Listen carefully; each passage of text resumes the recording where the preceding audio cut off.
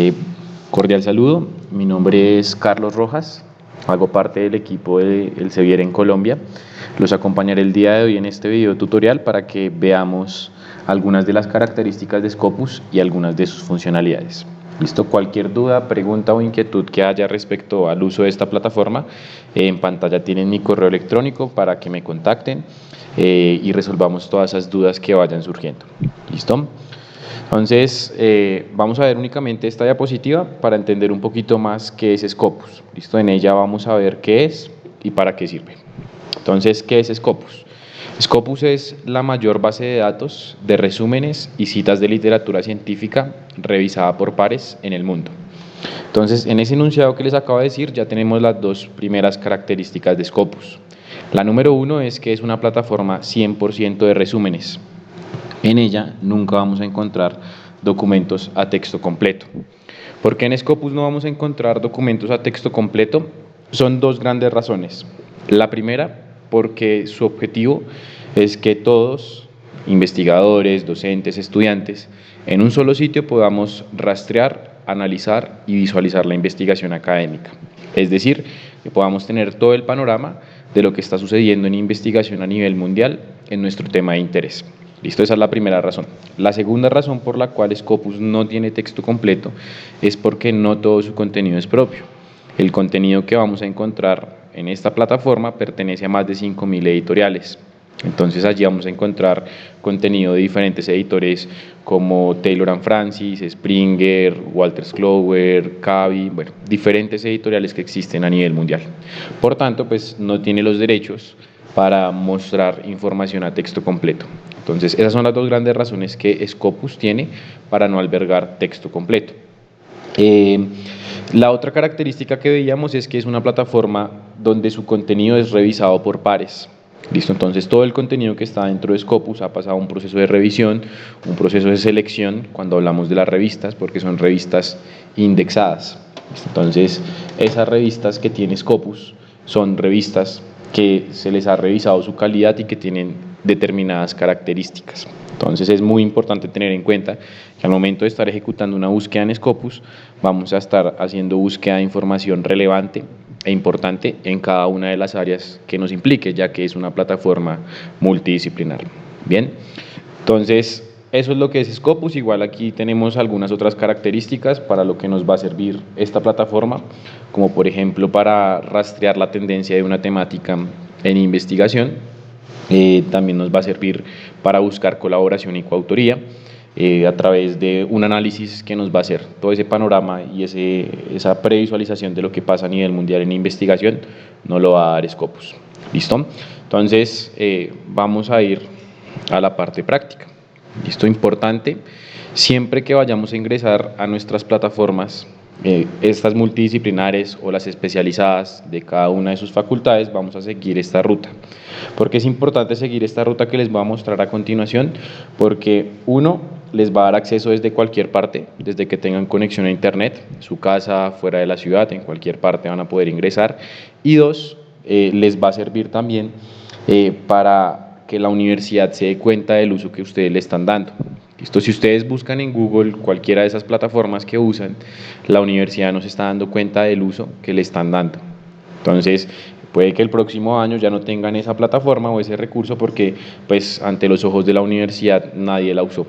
Entonces, siempre es importante validarnos y seguir esta ruta. Entonces, ingresamos al portal de la institución, utca.edu.co. En la parte superior derecha de nuestras pantallas vamos a encontrar el botón de biblioteca. Vamos a dar clic allí.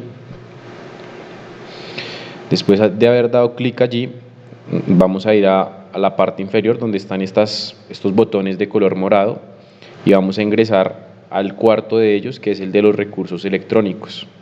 Entonces damos un clic allí y allí nos va a pedir un usuario para validarnos. Listo, ese usuario de validación va a ser nuestro correo institucional, ¿cierto? Junto a la contraseña que le tenemos asignada al mismo. Entonces vamos a ingresar siempre a través de esta ruta. Listo, entonces aquí nos da acceso a todas las bases de datos, como les comentaba. Entonces cada una ya está ubicada en las pastillitas, hay unas multidisciplinares, hay unas especializadas y la primera de ellas es Scopus. vamos a dar clic sobre Scopus y automáticamente en una nueva pestaña nos va a dar acceso a la plataforma. ¿Listo? Entonces, este es Scopus. ¿Listo? Entonces, Scopus, como nos sirve y nos hace un análisis tan completo de varios elementos en investigación, como los veíamos en la presentación de PowerPoint, tiene 4 dimensiones. ¿Listo? Es importante tener en cuenta eso. Son 4 dimensiones que cada una se va a convertir en un motor de búsqueda. Entonces tenemos la dimensión de los documentos, aquí, la primera, que es como la más básica, por así decirlo, la tradicional, donde colocamos un término y él nos empieza a generar resultados. Una dimensión para los autores que han publicado dichos documentos. Entonces vamos a tener un motor de búsqueda específico para colocar el apellido y el nombre de un autor. ¿Listo? La dimensión de las afiliaciones, que son perfiles institucionales. Entonces ahí yo puedo buscar el perfil de la UTCA, puedo buscar el perfil de la Universidad Nacional, puedo buscar el perfil de Oxford, de diferentes instituciones, las que yo quiera. Y por último está la búsqueda por fuentes o por revistas, ¿listo? Que es esta dimensión que está arribita en la parte superior, sources. Entonces son 4 dimensiones: la de los documentos, los autores que han publicado dichos documentos, las instituciones a las cuales están vinculadas esos autores y las revistas donde se publicó esa información. Entonces son 4 motores de búsqueda diferentes. Para los investigadores o los semilleros de investigación que estén buscando dónde publicar y les empiecen a llegar correos de revistas que son revistas indexadas en Scopus, es en este motor de sources donde vamos a evaluar que efectivamente una revista esté indexada dentro de Scopus. 4 dimensiones, cada uno es un motor de búsqueda, y el quinto motor de búsqueda es la avanzada. Esta búsqueda avanzada siempre nos va a llevar a documentos.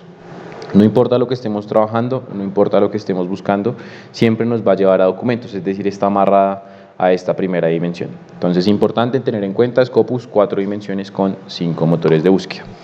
En la parte superior derecha vamos a encontrar 2 botones, uno que dice crear cuenta y otro que dice iniciar sesión. Esta creación de cuentas es muy sencilla, lo único que nos va a pedir es un correo personal o institucional, ya depende de donde ustedes quieran empezar a recibir, por ejemplo, alertas. Y la otra ventaja es que son cuentas multiplataforma. Entonces, esta cuenta que creen acá en Scopus les va a servir para Science Direct, les va a servir para Mendeley o viceversa. Si ya la tenían creada en Science Direct o en Mendeley, esa cuenta ya les va a servir acá. Ya no tienen que ir a crear, sino que inician sesión. Listo, eso es lo más importante. Entonces, voy a iniciar sesión con mi usuario.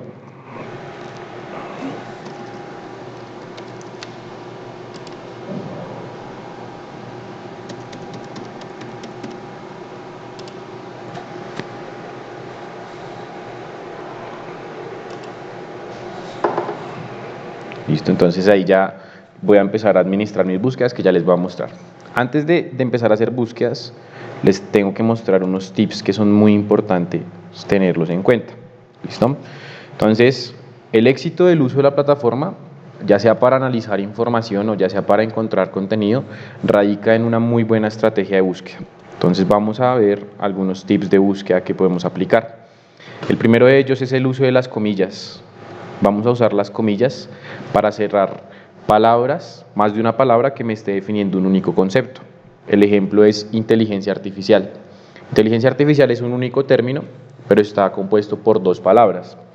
Entonces lo que hacemos es cerrar esas 2 palabras que me componen mi único término entre comillas, para que me lo busque como uno solo. Listo, ese es el uso de las comillas.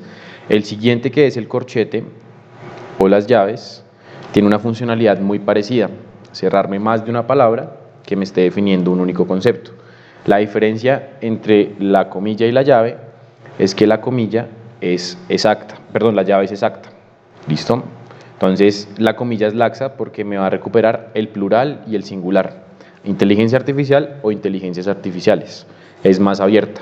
Mientras que la llave va a ser exacta, me va a recuperar tal cual la información como la estoy colocando en sus campos. ¿Listo? Entonces voy abriendo o cerrando mis campos de búsqueda. El siguiente tip de búsqueda es el reemplazo de la cantidad de caracteres que yo quiera por término. ¿Cómo lo hacemos? Con un asterisco. Vamos a jugar con la raíz de la palabra. Entonces, por ejemplo, tenemos el término compu y un asterisco. Nos va a recuperar, si lo colocamos así, documentos que tengan el término computer, computador, computation, computational, computadora. Es decir, aquí lo que estoy haciendo es ampliar mis campos de búsqueda porque voy jugando, en este caso, con el prefijo o la raíz de la palabra. También se puede colocar al final, ¿listo? O sea, al principio el asterisco y después lo que sigue del término. Pueden jugar con los dos, ya sea con el prefijo, en este caso compu, o con el sufijo, ya como ustedes quieran. El siguiente es el reemplazo de un único carácter. ¿Listo? Entonces, el asterisco nos reemplazaba los que quisiéramos, mientras que el signo de interrogación nos va a reemplazar únicamente un carácter por término.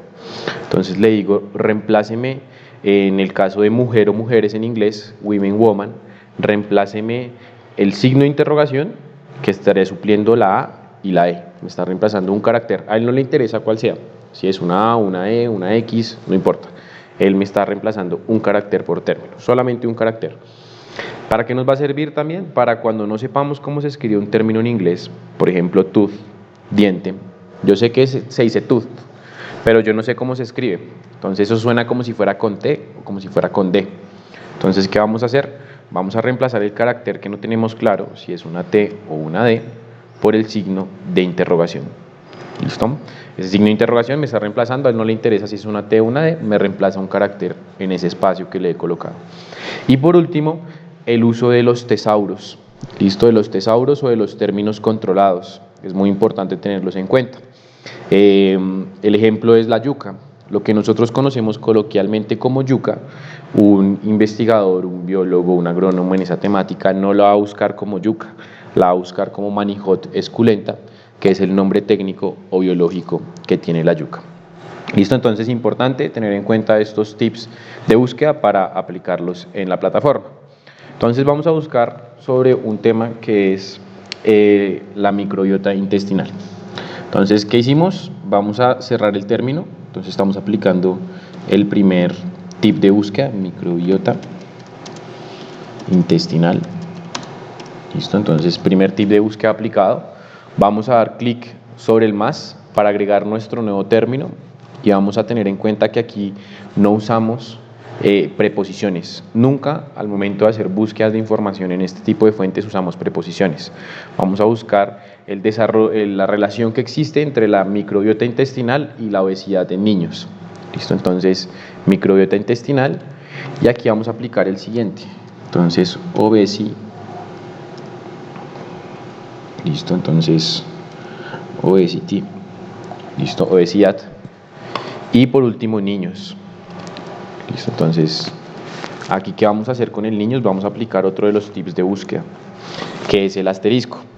Listo, entonces, ¿para qué? Para que me recupere, perdón, es child, vamos a colocar child, para que me recupere child, children y childhood. Entonces, niño, niños e infancia. Entonces, empiezo a abrir mis campos de búsqueda. Entonces, ya empezamos a aplicar algunos de estos elementos que veíamos en ese documento en Word para hacer la búsqueda. Listo, entonces, tenemos nuestros términos, nunca usamos preposiciones, nunca vamos a usar para, como, nada de eso, únicamente conceptos. Aquí yo le estoy diciendo, quiero ver qué relación existe entre la microbiota intestinal y la obesidad en niños, pero únicamente lo estoy haciendo a través de conceptos. Listo, damos clic en buscar y la plataforma me está diciendo que hay algún error. Listo, entonces ese error, ella es como Google. Ella me va a decir, revise que sus términos estén bien puestos. Listo, entonces aquí me está diciendo, usted quiso decir esto. Entonces aquí yo reviso y me doy cuenta que cometí un error en microbiota. Entonces lo que voy a hacer no es dar clic acá, sino voy a ir al lápiz. Siempre que nos pase esto, por favor, vamos a dar clic sobre el lápiz. Vamos a editar, porque si yo le doy clic atrás, lo que va a hacer es llevarme pues a donde estaba, pero me va a borrar todos los términos de búsqueda. Listo, entonces damos clic sobre el lápiz y vamos a validar que nuestros términos estén bien escritos. Listo, entonces aquí me está mal escrito, entonces microbiota intestinal, ya corregí mi término y doy clic en buscar.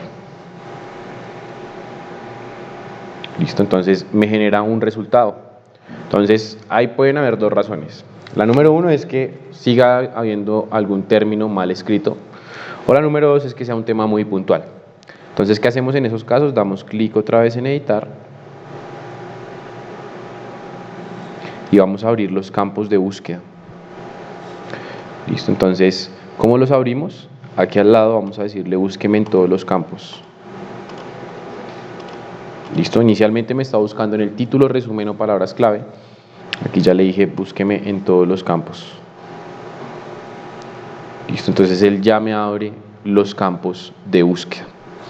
Entonces, ya aquí teniendo una mayor cantidad de resultados, vamos a empezar a ver cómo funciona esta interfaz. Costado izquierdo, los filtros, donde el filtro más interesante va a ser uno de los últimos que se llama keyword o palabra clave. Vamos a dar clic en donde dice ver todas y él me va a mostrar en una sola pantalla todas las palabras clave de esa cantidad de resultados que tengamos. En mi caso 300 y tantos, pero si es 1.000.000 de resultados también les muestra las palabras clave. Si son 5 resultados también les muestra las palabras clave. ¿Para qué nos puede servir? Para identificar más términos, no solamente para filtrar, que ya vamos a ver cómo se filtra, sino para que empecemos a ver qué términos estamos omitiendo en la búsqueda inicial. Él nos va a ayudar a recuperar términos sobre nuestra temática para que los tomemos y los peguemos en la búsqueda inicial. ¿Listo? Entonces, ese es uno de los filtros. ¿Cómo filtramos la información?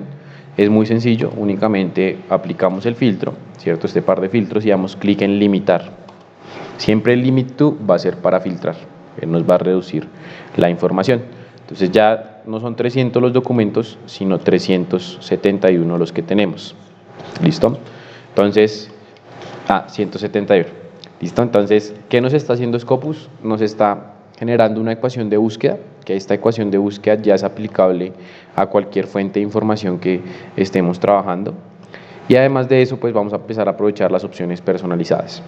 Entonces, vamos a filtrar aquí donde dice guardar, vamos a guardar los documentos. Entonces vamos a dar clic en guardar y le damos el nombre que queramos. Listo, entonces UTCA 1, por ejemplo, yo le doy este nombre, doy clic en guardar y ahí ya me está guardando la búsqueda. Listo, en una semana, en un mes o en un año que ingrese a Scopus, debo hacerlo con mi cuenta, con la que hablábamos al principio, y damos clic sobre las 3 lineecitas. Después vamos a dar clic sobre My Scopus y en My Scopus vamos a búsquedas salvadas. Listo, ahí nos aparecen todas las que hemos guardado, donde la número 83 en mi usuario va a ser la de la UTCA. Doy clic en la forma en la que la guardé y automáticamente me lleva a mis 171 documentos tal cual como los había dejado. Listo. En la parte central, como lo hablábamos, Scopus no me va a mostrar documentos, sino que me va a mostrar es el título, el resumen y adentro del documento están las palabras clave. Lo que él me va a dar es el link, el enlace que me lleva al documento en la fuente. Entonces siempre que veamos View at Publisher va a ser el link que me redireccione a la plataforma donde esté publicado el documento. Entonces, por ejemplo, está en Science Direct. Este también está en Science Direct, pero él me puede llevar a cualquier plataforma. No solamente a Science Direct, sino que me puede llevar a Kavi, a Ovid, a Wolters Kluwer, a cualquiera de las plataformas que tengamos. Por ejemplo, este me lleva a Springer, que ya es otra plataforma que también tiene suscrita a la institución. Entonces, Scopus en un solo sitio nos está haciendo búsqueda en múltiples fuentes.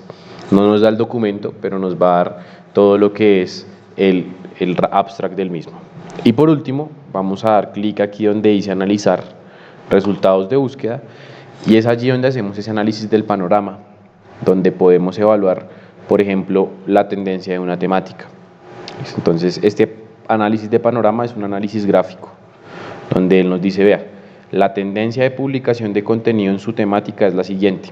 Nos empieza a hacer un análisis de panorama de qué está pasando en publicación de contenido en ese tema. Y abajo encontramos otras 7 gráficas, dentro de las cuales son en qué revistas se ha publicado su tema, qué autores lo han publicado, en qué instituciones, universidades, clínicas, centros de investigación, en qué países, qué tipo de documento, qué áreas del conocimiento convergen en esta temática y cuáles son las fuentes de financiación. ¿Listo? Entonces, el objetivo de Scopus no es solamente darnos un documento, sino que también podamos tener todo el contexto y el panorama analizado en este caso de una forma gráfica. ¿Listo? Muchísimas gracias por su tiempo y que tengan un feliz día.